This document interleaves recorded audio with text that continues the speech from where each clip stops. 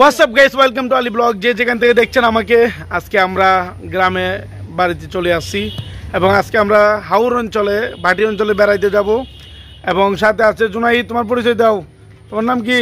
মোহাম্মদ জুনাইদ। আর এই তোমার নাম? আলামিন হোসেন। সেই গ্রামের সেই প্রাচীনকালে মানুষে কাঁঠাল এবং কলা নিয়ে মানুষ বিভিন্ন জায়গায় বেড়াইতে যাইতো।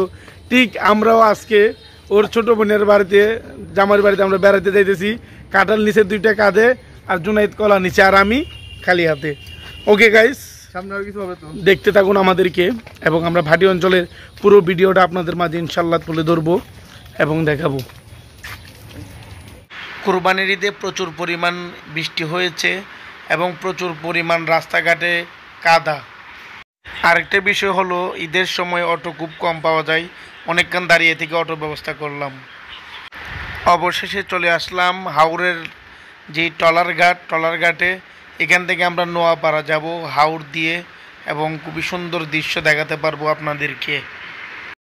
ট্রলারে উঠে কিন্তু আমরা অবশ্যই ট্রলারের ছাদে চলে আসছি, 3 ভাই মিলে, আমার ভাই হাফেজ, জুনাইদ আমাদের সাথে, এবং আমরা হাওর ভ্রমণের মজাটাই অনেক আলাদা।